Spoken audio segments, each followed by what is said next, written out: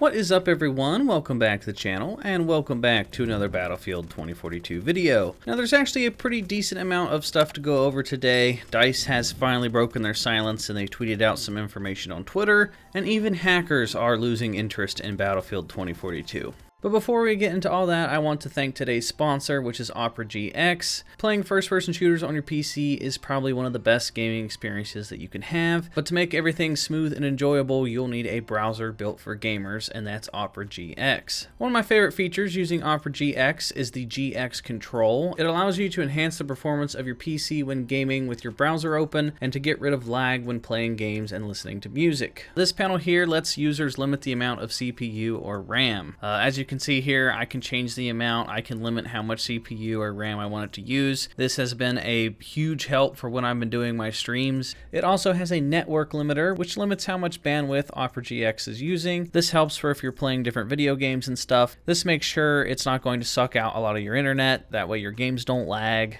This also helps if you're downloading something off the internet, like videos, or if you're downloading a game or something. I also turn on this network limiter when I'm doing my live streams to just make sure that my stream is running as smooth as possible. So this is actually a really cool and handy feature when it comes to gaming. Opera GX also has a force dark pages feature. With the help of this, you can turn every white page into dark mode just with one click. So if you're browsing the internet and a page is just really bright and you'd like dark mode, like for me personally, I use dark mode with everything, you can just right click and then boom, you can instantly turn any page into dark mode. Another cool feature about Opera GX that I like is that there's cool integrations on the sidebar. Some of my favorites are Twitch and Discord. If I want to switch over to Discord and tell you guys that, hey, I'm about to do a live stream, or if I want to interact with you guys in the community, I can just click the Discord button. It's really handy. And then the same goes for Twitch. There's a Twitch button. You can just click on the Twitch button. Instantly shows you all the people that you're following. And then if any of them are live, you can just click their button and it'll open up a new tab and you can instantly watch their streams that way. You can get notified anytime one of your favorite streamers goes live too. And then the last feature I wanted to show you guys is the GX Corner. This lets you stay up to date with free games, the best deals, and the newest releases all in one easily accessible place. As soon as you bring up the browser, it shows you just a list of all these different features and stuff. You can easily switch between platforms so you can see the upcoming games in the release calendar, including some FPS titles. If you want to stay up to date on the deals and when the newest video games are coming out, you can see all of that stuff just right here on the home page.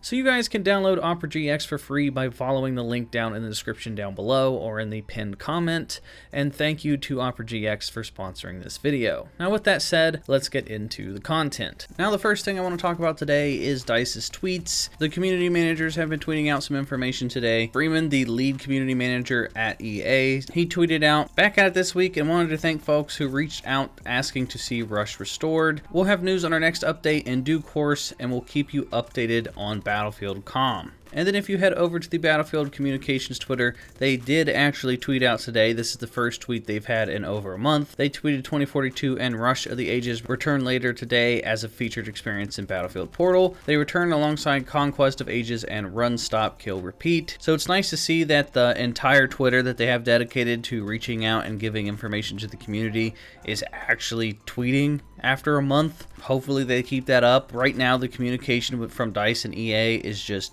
absolutely horrible because there's so many people upset, and it just adds more fuel to the fire the more that they don't communicate. Then we had Kevin Johnson, who is also a community manager for DICE, and he said, "For our Battlefield Portal players, we have some new and returning featured experiences this week. This week, Run, Stop, Kill, Repeat will be live, and then the Battlefield 2042 Rush will be returning and will remain until further notice too." So this is good news. A lot of people wanted Rush to come back. A lot of people were upset when they took out Rush because Rush was one of the few modes that people actually enjoyed in 2042, and when they removed it, a lot of people were upset, and I personally think the damage has already been done, because if you look at Steam charts, you can see a pattern. Like when they took Rush out of Portal mode, you can see an even steeper decline ever since they took out Rush, and people just aren't happy that it was gone. But now it's back and it's going to be here for, I guess, the foreseeable future. It's probably going to be a permanent mode. We'll just have to wait and see. They did take that feedback at least. It's not much. It's kind of like the bare minimum that they could do to try to make the players happy. But hey, I guess something's better than nothing. Rush is here. If you guys like Rush, you can jump back into it now. And then the weekly mission has updated. There is a new weekly mission now. So if you log in this week, you will be trying to earn the new skin for McKay. You basically just have to get 30 revives, heal 2,000 teammates, and then you have to kill 50 enemies. It's a fairly easy challenge to get. This skin is already becoming a meme in the community. People are saying he looks like Woody from Toy Story. But for me personally, I don't know how I feel about this.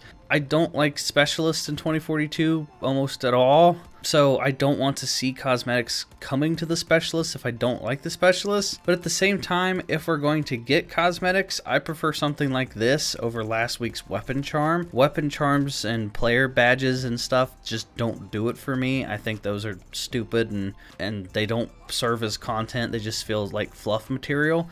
So as dumb as this skin might be, I think this skin looks cooler than a weapon charm. This isn't the worst skin I've ever seen. It's not completely lore breaking. It's not like he's got neon lights or a goofy mask or something. He just, you know, kind of looks like Woody from Toy Story. He just looks like a cowboy. It's not the best skin. It's not the worst skin. Either way, you know, as dumb as this skin might be, I think this is one of the best weekly mission rewards we've gotten so far, which if anything, that should tell you how sad the weekly rewards have been if this is one of the best ones. But if you guys want to get that McKay skin, you got to play all this week. So getting into a little bit more lighthearted news before we get into the big stuff. People reached out to Adam Wittick, I think's how you say his last name. He is the voice actor that plays Angel, and he wasn't aware that he has become a meme to the Battlefield community. So people reached out to him and asked him what his opinion was of him becoming a meme, and he had a good response. He said, well, what can I say other than I'm not sad, this is just how it works out sometimes. So he is now aware of the fact that he's become a meme. And like people on Reddit were saying in the comments, like, don't take out your frustrations on the voice actors for the specialist. A lot of people don't like specialists, but, you know, don't target the voice actors themselves. They didn't know what they were getting into. You know, they literally get paid to show up,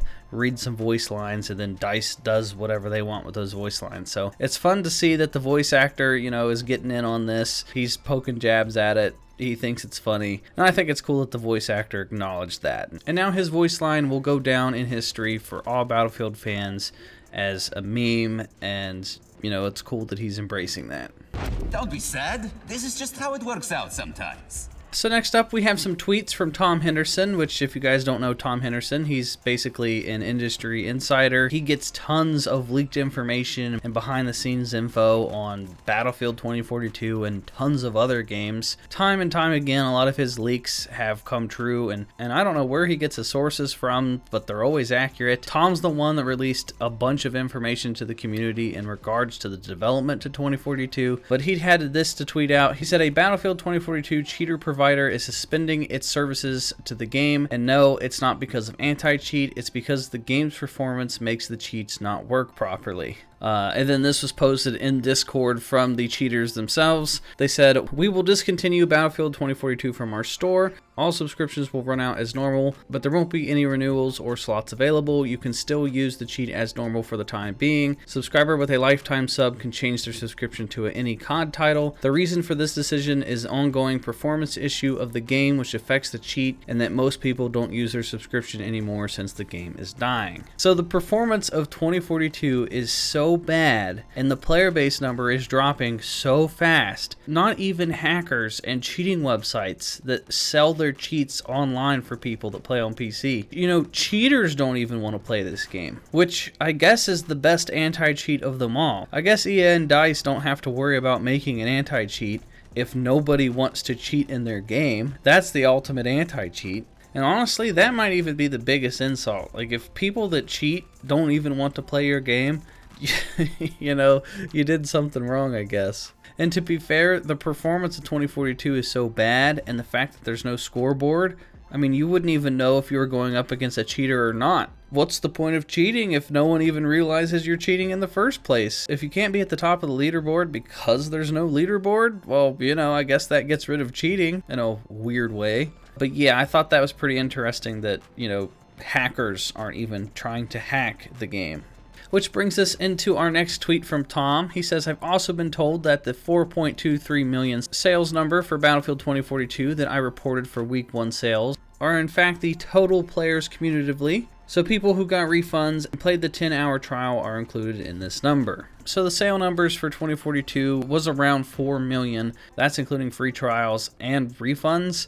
So if you take into account all the people that asked for refunds, and a lot of people were probably trying the game out through EA Access and the Game Pass, that 10-hour free trial was probably a large amount of players. And then once this game got all the bad reviews and stuff, you were going to see even more players leave. So realistically, who knows how many people bought this game? Regardless, it's not nearly the amount that EA was hoping for. This game is very quickly turning into a flop, and if I had to guess, it's probably realistically around maybe 3.5 million, but there's no way to know until the upcoming EA earnings call, which is going to be in early February, and that's probably where they're going to address the sale numbers of 2042. But like I said, that's in early February, and I'll be sure to keep you guys updated on that.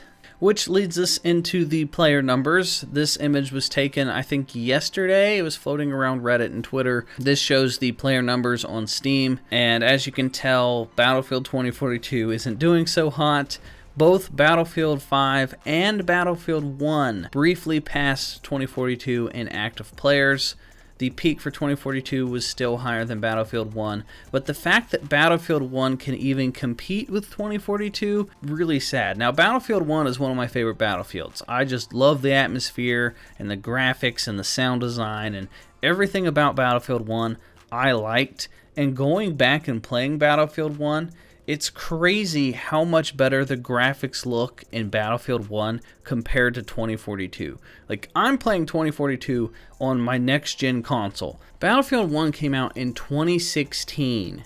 So a 2016 game looks and sounds and plays better than one that came out in 2021.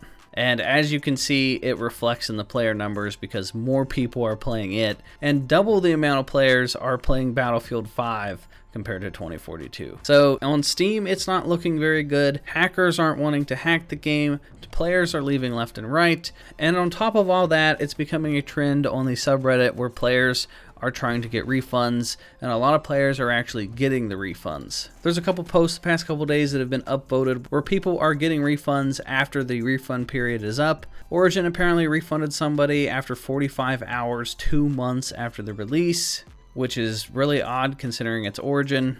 And then somebody else was able to get a refund on Steam after they played the game for more than 2 hours. Steam has a policy where you can't return the game if you've played it for more than 2 hours or if you've owned it for more than 2 weeks. And apparently Steam is making special exceptions if you give them a good reason. This person's reason was that they spent so much time in the settings trying to get the game to work correctly that they went over the 2-hour mark, and luckily Steam was able to get that refund for this person.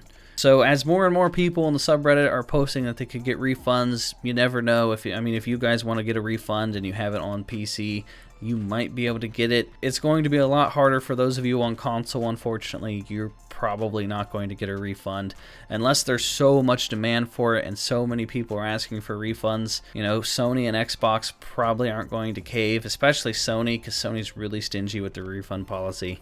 I honestly think they should have pulled a Cyberpunk and should have just offered refunds for everybody. I think that would have really sent a good message, and that would have been a huge slap in the face to EA and DICE. But, it's worth a shot. I would still email the companies regardless. You never know. You might get lucky. You might get your money back. But that is everything for today, guys. Let me know what you guys think down in the comment section down below. As always, I will keep you guys updated if there's any new information within the next week. If you guys want to follow me on Twitch, I stream there pretty regularly at SwanyPlaysGames Live, and you guys can join the channel's Discord. Thank you again to Opera GX for sponsoring this video, and I will talk to you guys next time.